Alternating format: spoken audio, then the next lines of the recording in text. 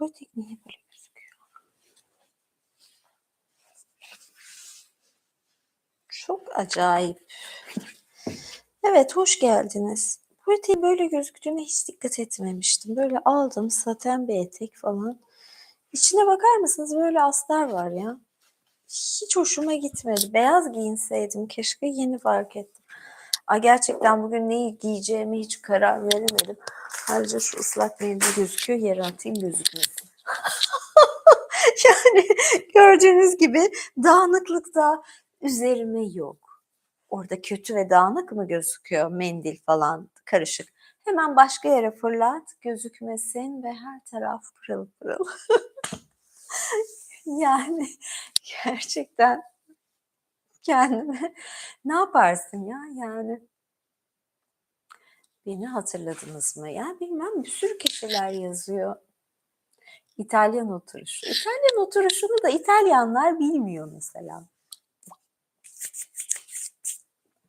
Kuşumu düzelttim. Bir anda 111 kişi olmuş. Ne yapayım? Çok istediniz. Naylon çorap giydim. Naylon çorap giyince ne giyeceğimi bulamadım. 40 tane kombinim vardı. Hiçbiri uymuyor. Yani bu biraz daha kışlık bir şeye yönelik. Şu eteği giydim ama bu da böyle eski tip az solistler, TRT Türk Sanat Müziği Korosu falan gibi yani oldu biraz. Siz istediniz bunu. Naylon çorap isteyince, ay altı da hemen böyle çıkarmamıştım terliklerimi, böyle bir yani ayakkabılarımı. Ay şey gibi yani, topuklu ayakkabı, içine yani topuklu açık sandalet, içine naylon çorap. Gerçekten yani olmadı bence ama bilmiyorum.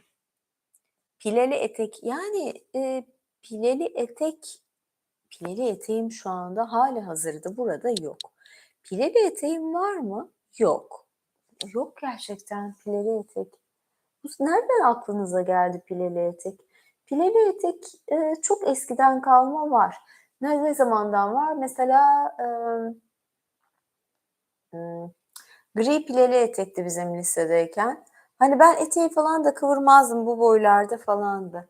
Bir ara bir fantezi için, böyle, ekoseli pileli eteğim vardı. Onun dışında hatırlamıyorum doğru dürüst pileli etek ya, gerçekten. Beyaz çok yakışıyor, çok koyu giyinmişsin. Ay bence de. Ay üzerime başka bir bluz giyip değiştireyim, geleyim mi? Ha, bekler misiniz? Yani bence çok koyu oldu. Bence de çok koyu oldu yani. Bir dakika bekleyin o zaman. Ay, mikrofonla gelsem çatır çutur sesler gelecek. Bekleyin. Hemen geliyorum. Savaş yayını olacak. Dün İmparator yayını yaptım. Eteği de değişirsem çok beklersiniz ama lütfen. Yok, eteği değişemem. Ama bu etekle de bunun kumaşları uydu. Ya ben ne çekiyorum biliyor musunuz? Yani hazırlık aşamasında ne giyeceğine karar vermek falan hiç kolay değil. Ben miyim ümmetin lideri? Çorap giyme. 0,5 denye çorap istediniz, giydik. Ya ben file tercih ederdim açıkçası. File daha asi oluyor. Dün, ay beyaz beyaz evet, şey falan vardı zamanında, tarlatan falan, böyle okul bilmem şeyleri falan oluyordu, piyesleri miyesleri, etek kabarsın falan diye tarlatan şey oluyordu ama ben bu topuklu ayakkabılar olmadı bununla. Bu da olmadı. Bakın bugün gerçekten kıyafetime iyi puan vermiyorum ben. Yani şey oldu, böyle biraz teyze gibi giyinmiş oldum açıkçası. Yani ben beğenmedim. Şu ojelerin, şu sürdüğüm güzel renkteki ojelerin hakkı bu değil. Fazla muhafazakar oldu. Fazla böyle öğretmen falan havasında oldu. Şu kıyafetle evet mitoloji anlatılır da gece gece size mitoloji anlatmayayım, değil mi? Ders gibi çalışacaktım, masal okuyacağım. Ne diyorsunuz? Üzerime rahat bir şeyler giyinip geleyim mi?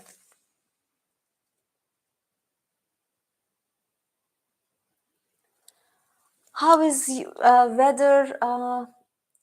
It's rainy today. Yesterday night it rained and today it's rainy. A bit cold but not too much. Değişeyim mi? Çorabı da çıkarayım. Değişirim bakın. Üzerime rahat bir şeyler giyip geliyorum ha, ona göre. Ha, Fener yenilmiş demek. Thank you. Ya, şimdi çorap değiştiremem. Rahat bir şeyler giyer gelirim. Mikrofonu da alacağım. Mikrofonu unuturlar falan, kazalar olur ya, öyle olacak. Ayak seslerimi duyacaksınız ama almayacağım yanıma da. Yavuz. Hımm. Tebrik ederim.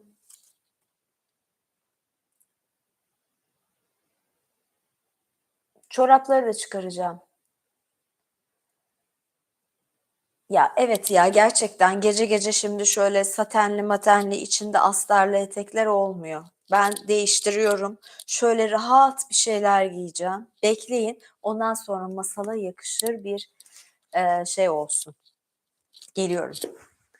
Ya, şimdi, evde sesimi duyacaksınız çünkü mikrofon merak etmeyin. Sizi yalnız bırakmadım. Konuşuyorum. Adım seslerimi duyuyorsunuz.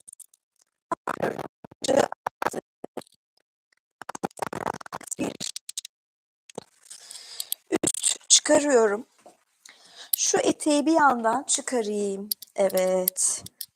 Ben böyle numaraları, eteğin çıkma sesini duyuyor musunuz? Geldim bile. Yaklaştım. Değişik numaralar bugün. Bu eteği giymeyeceğim. Şu bluzu da giymemem lazım. Bluzu da çıkarayım.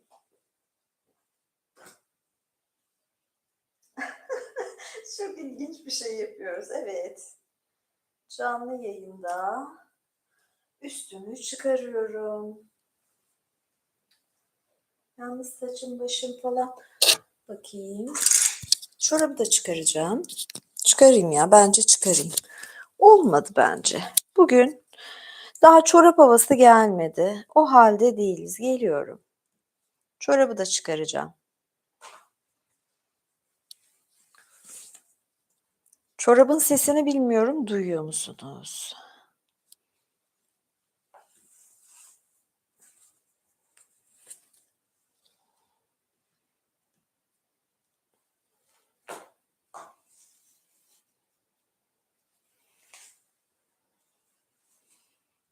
Şöyle. Etrafı iyice dağıttım. Gerçekten çok dağıttım. Şimdi şöyle rahat bir şeyler giydim ya. Dünya varmış gerçekten, neydi öyle? Plaj kıyafeti gibi şey giyinmiş oldum. Ya bu da böyle Zeki Müren kostümü gibi. Ya evet, hizmetkar. Hal hal takıyorum zaten. Çorap giyeceğim diye çıkardım. Yani çorap tabii. Bana göre, bana kalsa hep yaz olsa, hep hava 28-29 derece olsa.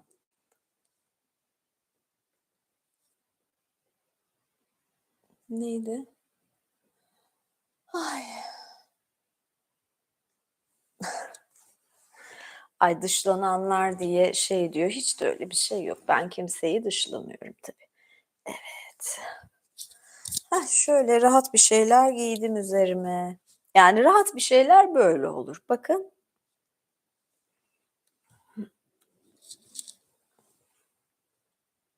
Madem masal okuyacağım.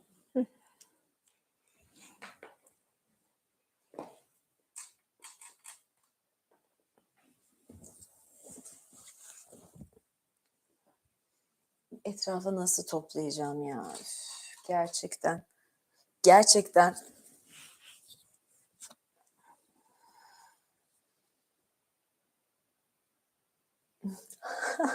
Hizmetkar olacak mıyım bilmem.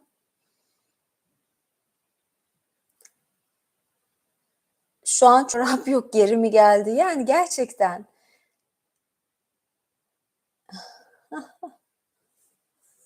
Kolları kolsuz halde getirmemi falan da istiyorlar da şöyle biraz katlayıcıyım.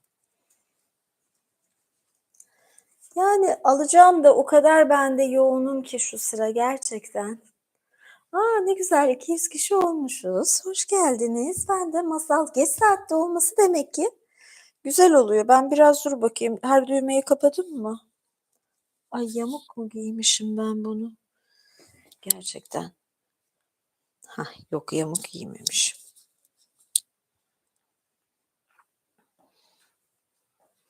Ama şöyle son düğmesine kadar kapayım.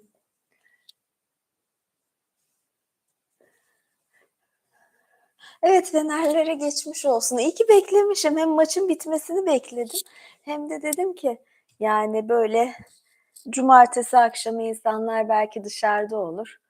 Sonrasında yayın açarız. Evet. Hah, şimdi oldu ya. Dünya varmış, ben de rahatladım. Şimdi ne okuyacağız, buna karar verelim. Vaftiz babası Azrail, yok böyle bir şeye girmeyelim. Azrail falan. Parmak çocuk. Parmak çocuk mu okusam? 4.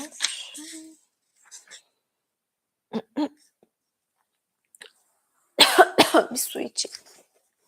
Son günlerde biraz sesim kısılıyor.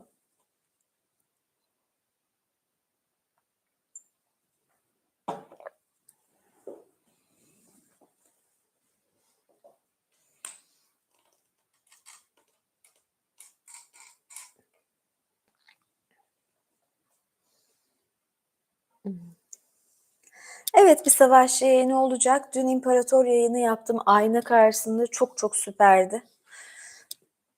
Ah,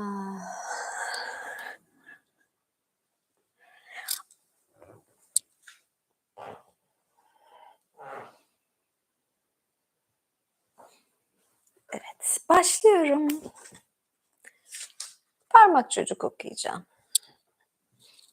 Ben benim gibi minik bir kadın, ufak tefek bir kadın parmak çocuk okuyabilir.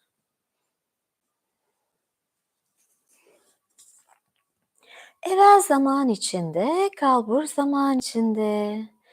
Bir terzinin parmak büyüklüğünde bir oğlu varmış ve bu nedenle oğlanın adı da parmak çocukmuş. Fakat parmak çocuk küçük olmasına karşın fazlasıyla cesurmuş. Bir gün babasına, "Baba, ben bir dünya yolculuğuna çıkacağım," demiş. "Nasıl istersen oğlum," diye cevap vermiş babası.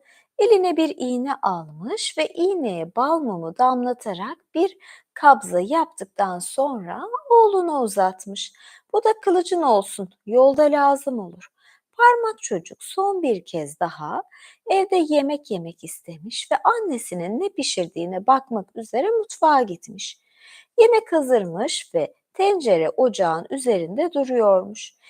"Ne yemeği var bugün anneciğim?" diye sormuş. "Kendin bak," demiş annesi. Parmak çocuk ocağa zıplayıp tencerenin içine bakmış. Fakat boynunu çok fazla sarkıttığı için yemekten yükselen buhar onu yakalayıp bacanın içinden dışarı taşımış. Parmak çocuk bir süre bu şekilde buharın üzerinde gezinmiş ve sonra tekrar yere inmiş. Yolculuğu da böylece başlamış olmuş. Küçük terzi bir ustanın yanında işe girmiş fakat yemeği beğenmemiş. Ustanın karısına, "Sevgili bayan, daha iyi yemek vermezseniz hemen buradan gider ve yarın sabah kapınıza tebeşirle 'Yemek bol patatesli ama etsiz, elveda patates kralı,' diye yazarım," demiş. Türkiye mi burası acaba? "Ne diyorsun sen bücür?" diye çıkışmış kadın. Öfkelenmiş ve elindeki bezi parmak çocuğa doğru sallamış. Parmak çocuk çabucak bir yüksüğün altına sığınmış ve kadına oradan dilini çıkarmış. Kadın yüksüğü kaldırıp bizim küçük terziyi yakalamak isteyince bezlerin arasına atlamış ve kadın bu sefer bezleri karıştırmaya başlayınca masanın bir aralığına girmiş. "Hey, buradayım, burada," diye seslenmiş. Sonra oradan çekmeceye atlamış fakat kadın sonunda onu yakalayıp kapı dışarı etmiş. Küçük terzi büyük bir ormana gelmiş ve orada bir grup haydutla karşılaşmış.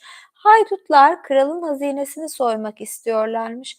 Parmak çocuğu görünce bu ufaklık anahtar deliğinden içeriye girip maymuncuk vazifesi görebilir diye düşünmüşler.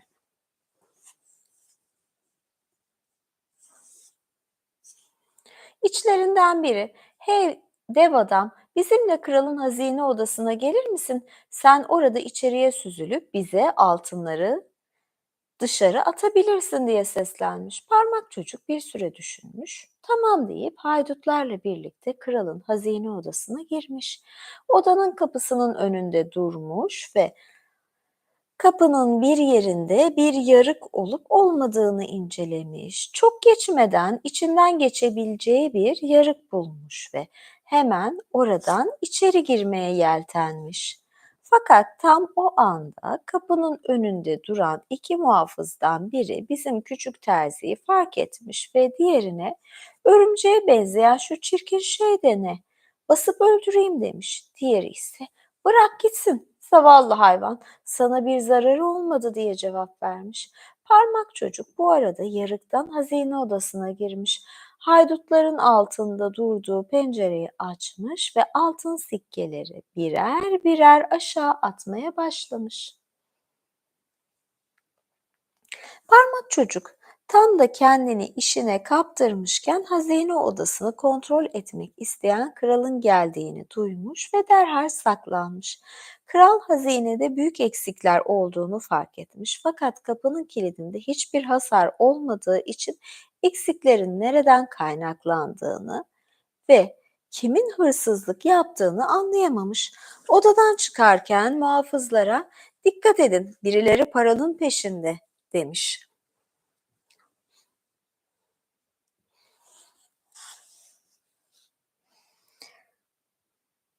Küçük terzi tekrar işe koyulunca muhafazakarlar altınların şıkır şıkır diye çıkardığı sesleri duymuş ve hemen içeri girip hırsızları yakalamak istemişler.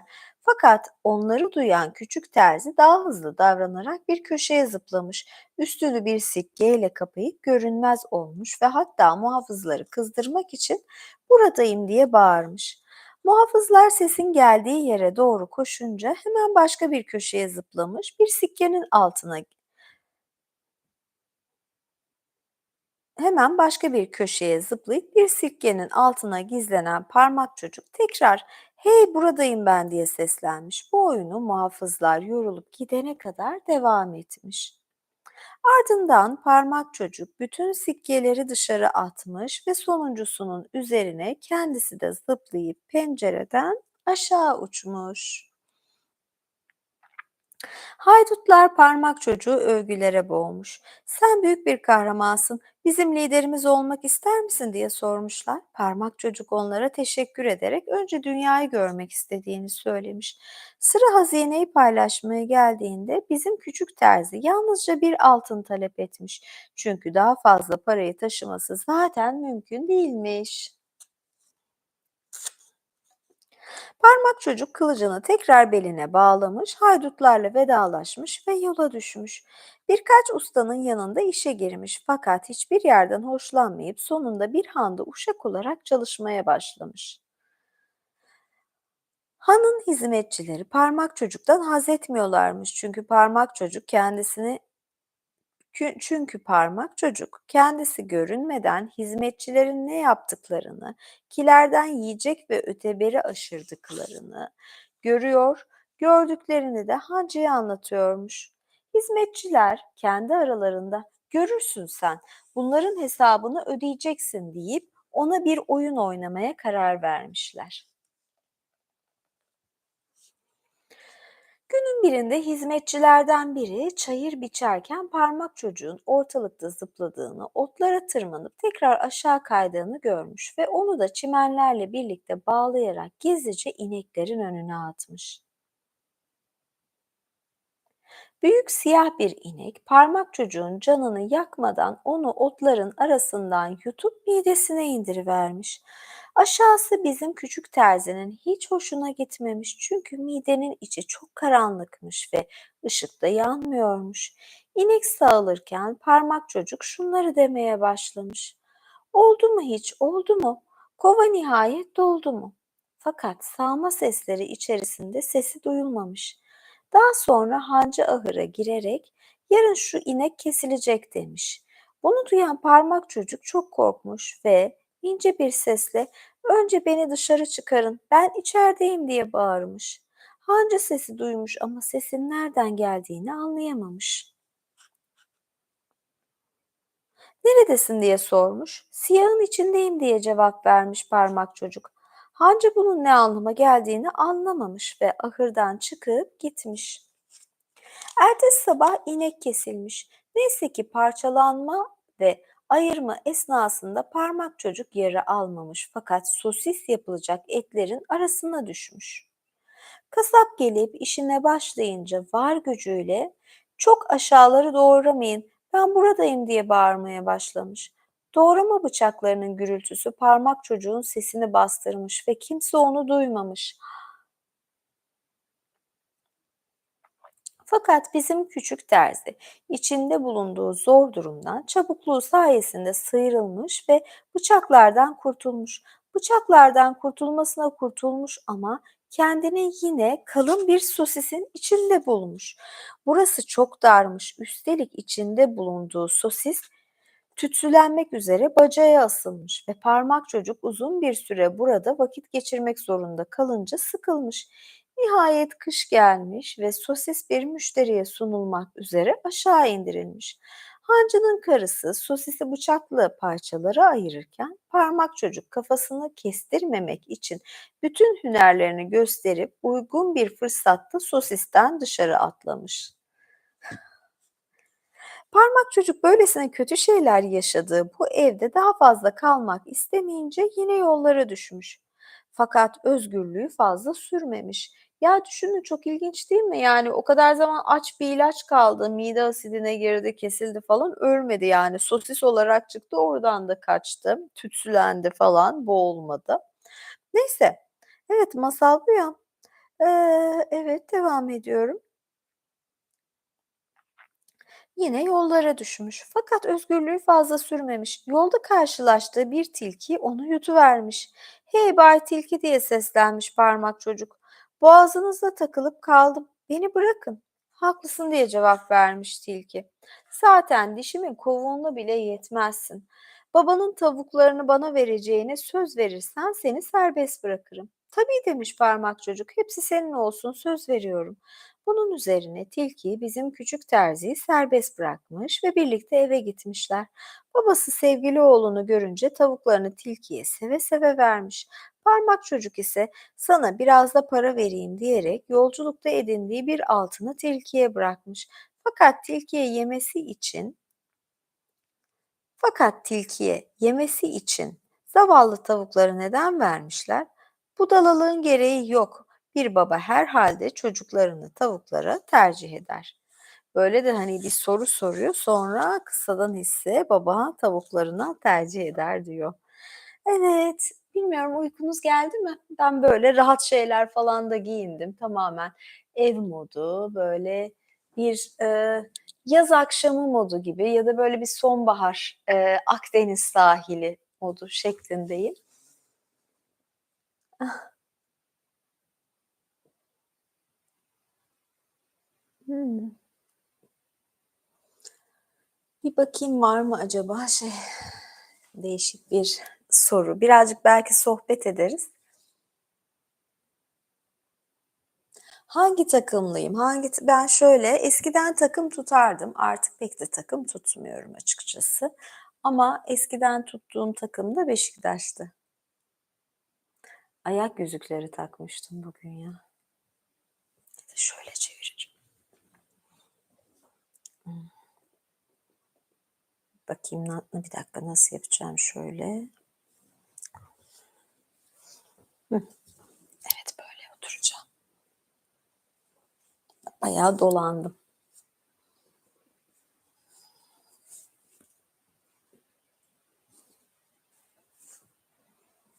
Ay, bir türlü rahat edemedim ben de. Bacaklarım ayrı bir dünya, ben ayrı.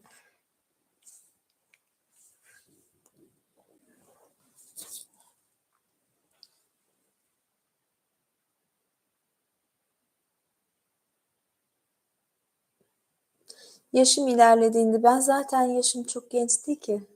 Yani ben genç hissedebilirim ama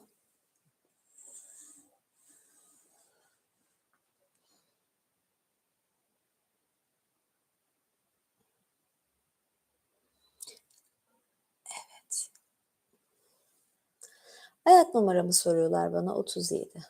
Yani bu da hep sorulur.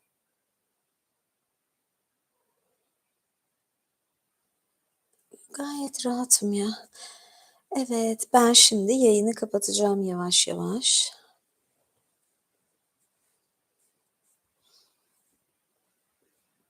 Niye ateist olayım ki? Ben gayet inançlı bir insanım. Oldukça hatta.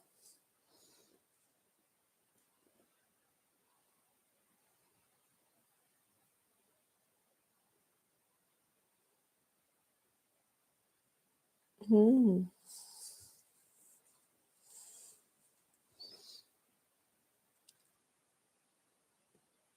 Evet, birazcık sorulara bakayım dedim. En sevdiğim edebi tür. En sevdiğim edebi tür, yani, şey severdim, psikolojik romanları severdim, klasikleri severdim. Eee, yani, niye ben yoga yapıyorum ya? Gerçekten şu anda ben bir yoga hareketindeyim. Böyle şey oldum iyice.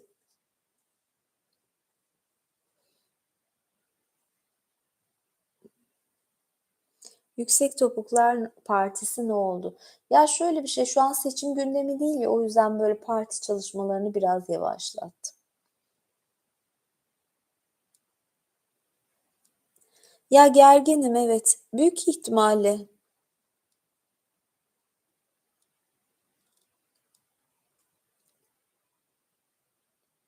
Kediler, şöyle bir şey, aslında yeraltı edebiyatı severim, evet. Şöyle diyeyim size, ben aslında şey yapacaktım, bugün ya Dionysos okuyayım diyordum ama onun için ayrı bir konsept düşünüyorum. Çünkü başlamıştım, Dionysos'u tamamlayacağım.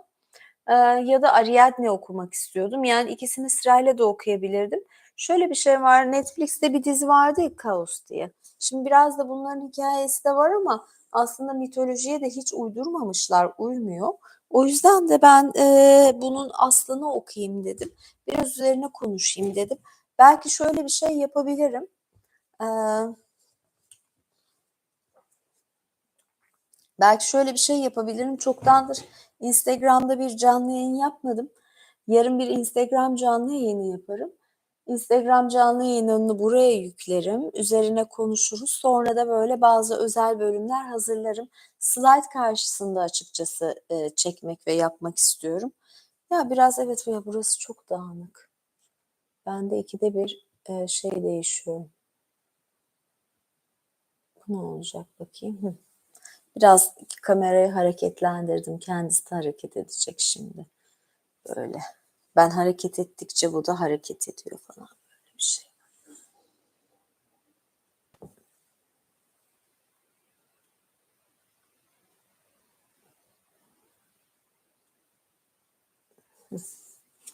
Şimdi böyle daha iyi oldu sanırım.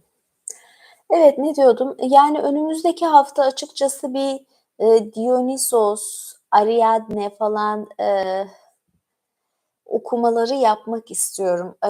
Böyle şey, Girit'le ilgili bir şeyler de okumak istiyorum. Bakalım.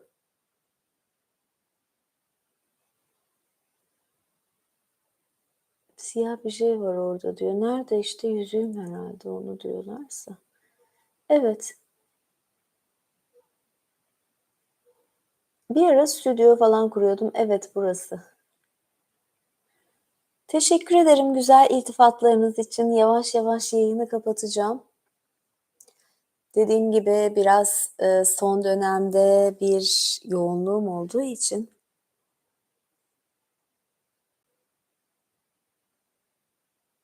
yani şimdi biri benden çok ilginç talepler de geliyor, bakıyorum da ara ara.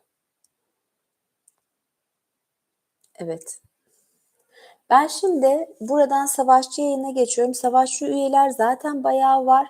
Hatta bir ara üyelik yapacaktım. Çünkü yani aslında ben, açtığımdan beri kanalı hiç tabii zaten burada zam falan olmuyor da. Ya dün yayın yaptım, biraz da yorgunum. Bir kısa Savaşçı yayını yaparım, yarın falan, İmparator yayını yaparım var ya. Bazen çenemin yorulduğunu hissediyorum, gözlerimin yorulduğunu hissediyorum. Böyle şeyler olabiliyor.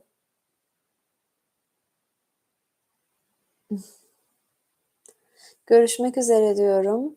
Kanala abone olmayı unutmayın ama benden daha fazlasını istiyorsanız mesela nasıl hazırlanıyorum? Kıyafet provaları, özellikle ayak çorap provaları, yazın bolca bikiniler falan vardı. Çeşitli teaser'lar da yapacağım.